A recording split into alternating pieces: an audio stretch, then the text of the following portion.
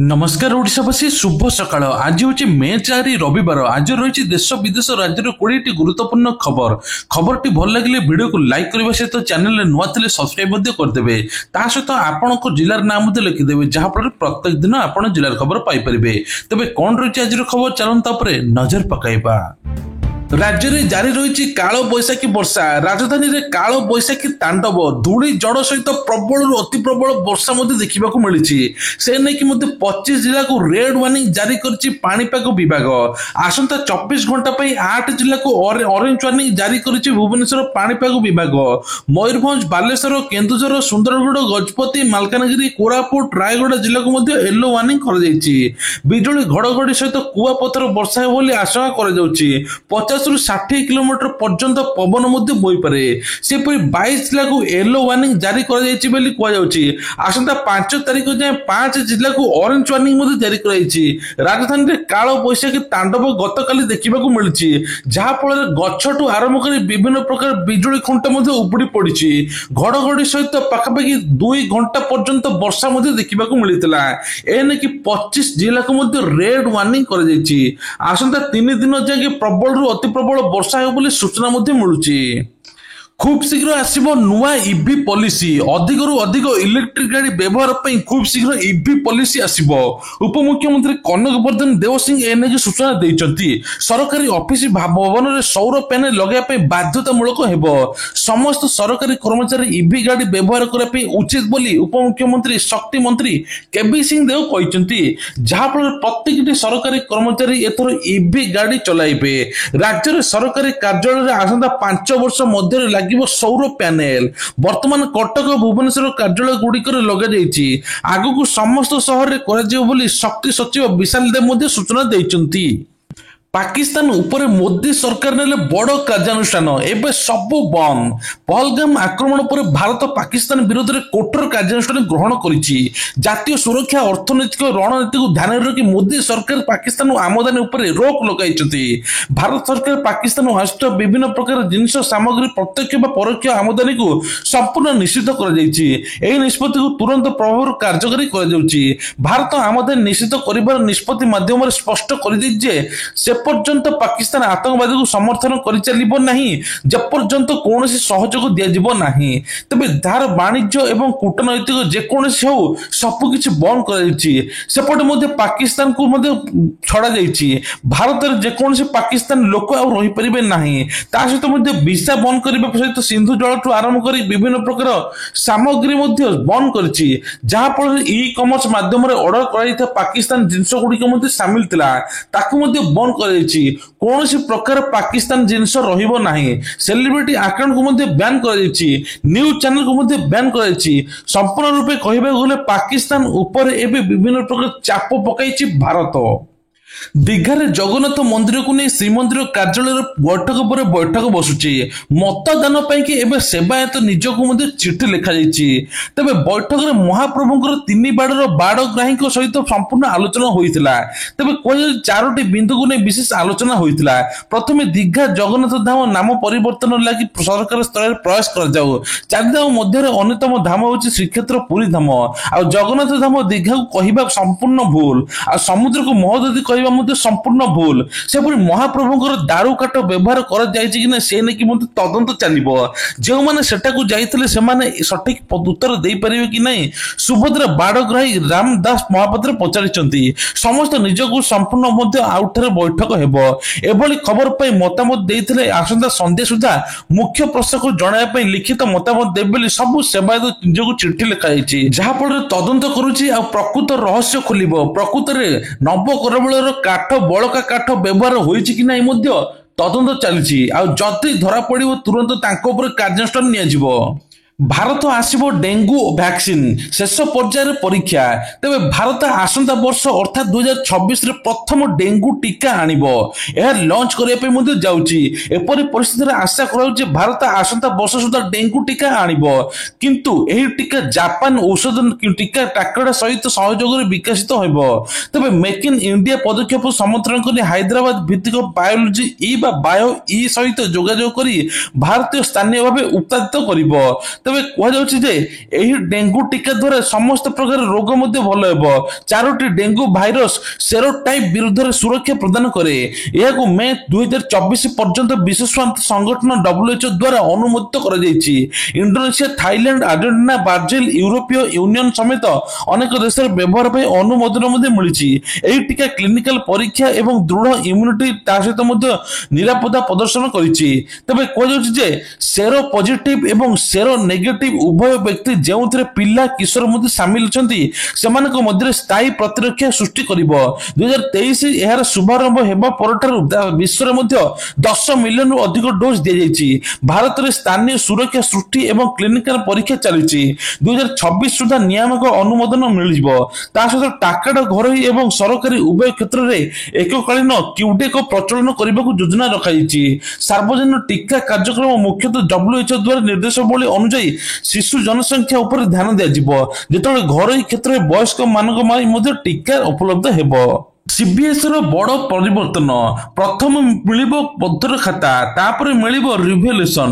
ତେବେ CBSE ର ବଡ଼ ପରିବର୍ତ୍ତନ ହୋଇଛି, ପ୍ରଥମେ ଉତ୍ତର ଖାତା ତାପରେ ରିଭ୍ୟୁଲେସନ। କେନ୍ଦ୍ରୀୟ ମାଧ୍ୟମିକ ଶିକ୍ଷା ପରିଷଦ ଦଶମ ଓ ଦ୍ୱାଦଶ ବୋର୍ଡ ପରୀକ୍ଷାର ପୁନଃ ମୂଲ୍ୟାୟନ ପ୍ରକ୍ରିୟାକୁ ବଡ଼ ପରିବର୍ତ୍ତନ କରିଛି। CBSE ଦଶମ ଓ ଦ୍ୱାଦଶ ଶ୍ରେଣୀର ଫଳାଫଳ ଖୁବ୍ ଶୀଘ୍ର ଘୋଷଣା କରାଯିବ। ଲକ୍ଷ ଲକ୍ଷ ଛାତ୍ରଛାତ୍ରୀ ଫଳାଫଳ ପାଇଁ ଅପେକ୍ଷା କରିଛନ୍ତି। ଫଳାଫଳ ପ୍ରକାଶନ ତାରିଖ ପୂର୍ବରୁ ଏକ ବୋର୍ଡ ନିଷ୍ପତ୍ତି ନେଇଛି। ଛାତ୍ରଛାତ୍ରୀଙ୍କୁ ଅଧିକ ସ୍ୱଚ୍ଛତା ଏବଂ ଆତ୍ମନିର୍ଭରଶୀଳତା ଦେବା ଲକ୍ଷ୍ୟରେ ଏକ ପରିବର୍ତ୍ତନ କରାଯାଇଛି। ଛାତ୍ରଛାତ୍ରୀମାନେ ପ୍ରଥମେ CBSEରୁ ସେମାନଙ୍କର ମୂଲ୍ୟାଙ୍କନ ଉତ୍ତର ଖାତାର ଫଟୋ କପି ପାଇବେ। ପରେ ସେମାନେ ଦେଖିପାରିବେ ଯେ କେଉଁ ଉତ୍ତର କେତେ ମାର୍କ ମିଳିଛି, କେଉଁ ପ୍ରଶ୍ନ ପାଇଁ କେତେ କଟାଯାଇଛି। ସ୍ୱଚ୍ଛତା ରହିବ, ସେମାନଙ୍କ ମାର୍କ ଯାଞ୍ଚ କରାଯିବ। ପୂର୍ଣ୍ଣ ମୂଲ୍ୟାଙ୍କନ ପାଇଁ ମଧ୍ୟ ଆବେଦନ କରିବାକୁ ନିଷ୍ପତ୍ତି ନେବେ ବୋଲି କୁହାଯାଉଛି। ଛାତ୍ରଛାତ୍ରୀମାନେ ପ୍ରଥମେ ମାର୍କ ପାଇଁ ଯାଞ୍ଚ କରାଯିବ ବୋଲି କୁହାଯାଉଛି। ଏହାର ସେମାନେ ଫଟୋ କପି ପାଇପାରିବେ, ଯାହା ଫଳରେ ଅନ୍ତିମ ପର୍ଯ୍ୟାୟରେ ପୂର୍ଣ୍ଣ ମୂଲ୍ୟାଙ୍କନ ପ୍ରକ୍ରିୟା ଆରମ୍ଭ ହେବ। କିନ୍ତୁ ଏଥିରେ କୌଣସି ପରିବର୍ତ୍ତନ କରାଯାଇଛି। ସପ୍ତମ ଖେଲୋ ଇଣ୍ଡିଆ ଯୁବ କ୍ରୀଡ଼ା 2025 କିସ୍ରୁ 41 ଖେଳାଳି ସଫଳତା କାମନା କଲେ ଡକ୍ଟର ଅଚ୍ୟୁତ ସାମନ୍ତ। ବିହାରରେ ପ୍ରଥମ ଥର ପାଇଁ ଆୟୋଜିତ ହେବାକୁ ଥିବା ସମ୍ମାନଜନକ 7ମ ଖେଲୋ ଇଣ୍ଡିଆ ଯୁବ କ୍ରୀଡ଼ା 2025 ଓଡ଼ିଶାକୁ ପ୍ରତିନିଧିତ୍ୱ କରିବାର କିସ୍ ରେକର୍ଡ କରିଛି। 41 ଜଣ ଛାତ୍ରଛାତ୍ରୀ ମନୋନୀତ ହୋଇଛନ୍ତି। କିସ୍ର 20 ଜଣ ବାଳକ 21 ଜଣ ବାଳିକା ଓଡ଼ିଶାକୁ ପ୍ରତିନିଧିତ୍ୱ କରିବେ।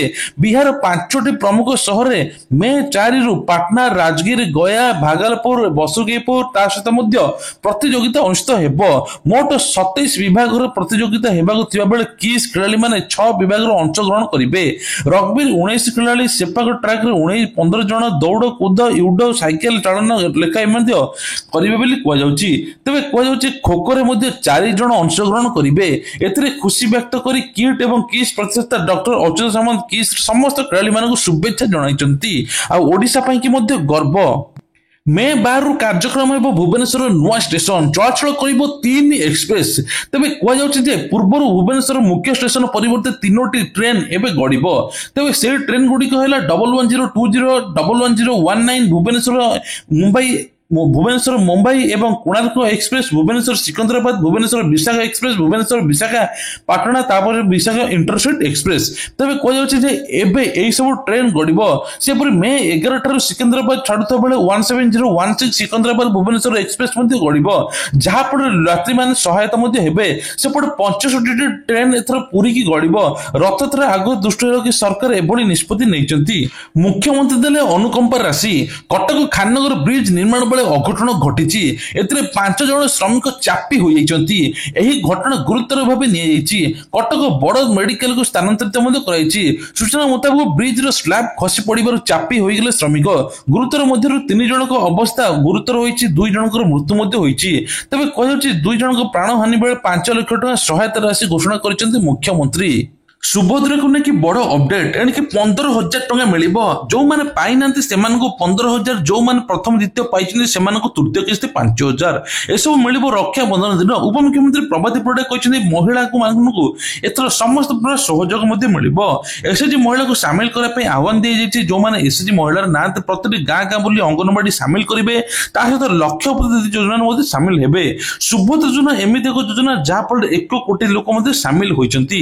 କୁହାଯାଉଛି कॉलेज छात्र किसी आवेदन कर सुभद्रा टंका सीधा सड़क आपण आकाउंट को जीव तेज सुभद्रार किसी नुआ नियम सुभद्रा शक्ति मेला जोगदेवे सहित महिला मान आत्मनिर्भरशील शक्ति करने उपमुख्यमंत्री प्रभाती परिडा लगी 1 लाख टंका ऋण मिल जहाँ भी बिना सुधरे मिले कहुच्छी पीएम किसान योजना को लेकिन बड़ अपडेट पीएम किसान 19तम किस्ती जो मैंने पाई 20तम किस्ती मिलने जाऊँगी जून मासरे मिल 20तम किस्ती तेज चाषी मान बड़ खुशी खबर जो मैंने 19तम किस्ती पाइना से 19-20 दुईटी किस्ती मिसी 4,000 टंका एका सांगरे पाइबे एने कि केंद्र सरकार तरफ बड़ घोषणा कर बढ़िबो भत्ता जानतु केते बढ़िबो भत्ता तबे मुख्यमंत्री बड़ घोषणा एणिके बढ़िबो भत्ता तबे कुआ जाउछि जे 60 रु 79 वर्ष लोक को मिलिबो 3,000 टंका तबे 80 वर्ष ऊर्ध्व हिताधिकारी दिव्यांग कुष्ठरोगी मानकु 3,500 मिले बोली पूर्व घोषणा होइतिला किंतु किछि लोक को मिलितिला बाकी मध्ये एपर्यंत लोकंकर वेरिफिकेशन होइनी ताको मध्ये बारंबार दौड़िबा सत्य मध्ये मिली नाही